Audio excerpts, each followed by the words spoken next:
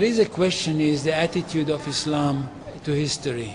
And in fact, what we find, the basic attitude is that all history is in fact an Islamic history. That means that all the major figures of history basically are Muslims, from Adam down to our own time.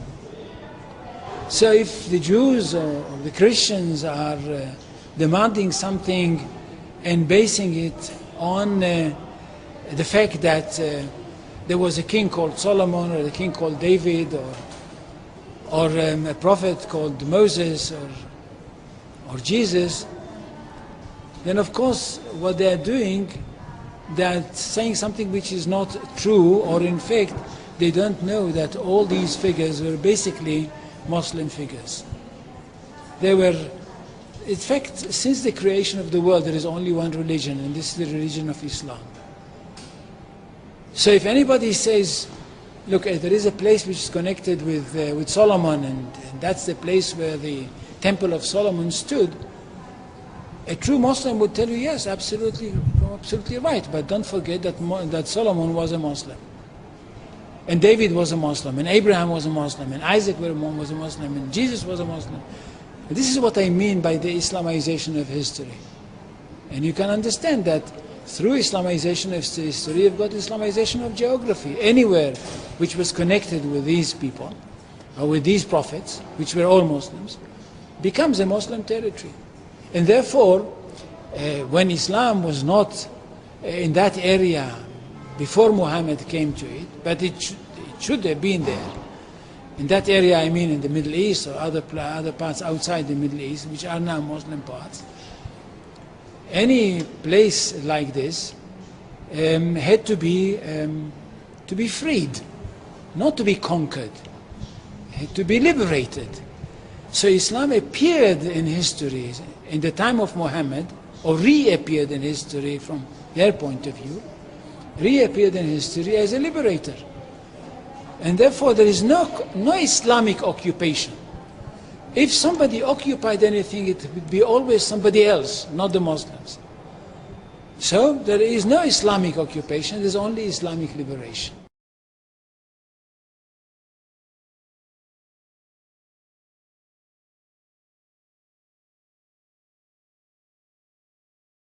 Udah jam 1, saya tutup dengan kalimat begini. Sampai masa Ali bin Abi Thalib, kemudian tahun 711 yang diangkat khalifah baru yang adil, yaitu namanya Khalifah Umar bin Abdul Aziz.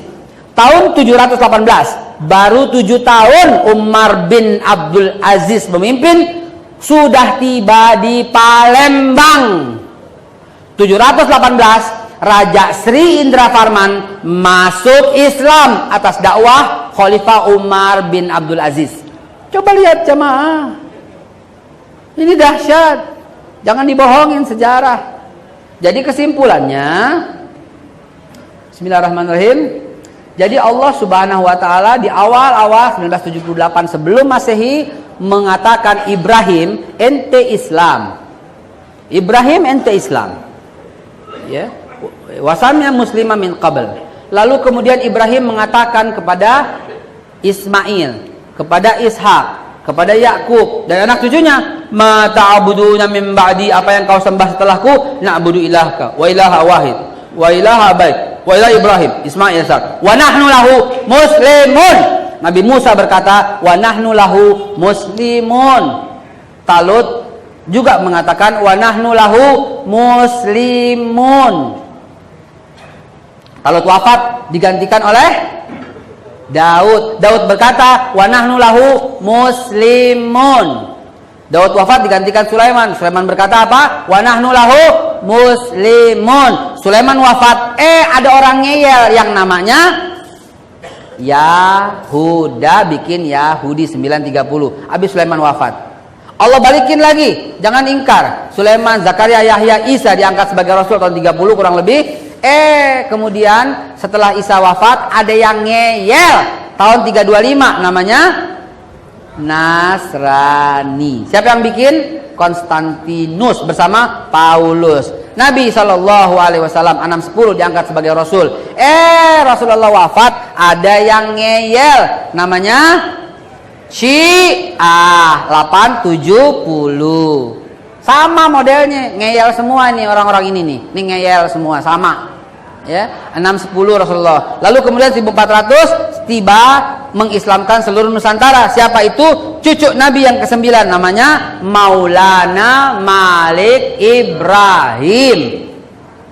Sampai terakhir Sunan Kudus 1560. Akhirnya muncul lagi nih setelah 1560, muncul 1820 agama apa? Disebut Bahaullah atau Islam Bahai 1820. Belum puas, ngeyel lagi, bikin lagi 1880. Agama apa? Ahmadiyah. Belum puas, bikin lagi terakhir 1910, Ingkaru Sunnah. Mereka mengatakan Yahudi, nggak bisa kita terima, nggak bisa. Nih setelah Islam Syiah nggak bisa kita terima. Islam Bahai nggak bisa kita terima. Islam Ahmadiyah nggak bisa. Islam Ingkaru Sunnah nggak bisa. Kalau mau Islam aja, Quran aja.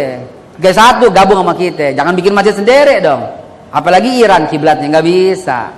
Inilah jamaah sekalian, akhir kalam, kesimpulannya udah saya katakan tadi bahwa Allah turunkan Zabur untuk umat Islam zaman Daud. Allah turunkan Taurat untuk umat Islam zaman Musa. Allah turunkan Injil untuk umat Islam zaman Isa alaihissalam. Allah turunkan Al-Quran untuk umat Islam zaman Nabi Muhammad sallallahu alaihi wasallam. Billahi taufiq wal hidayah. Walafu minkum. Assalamualaikum warahmatullahi wabarakatuh.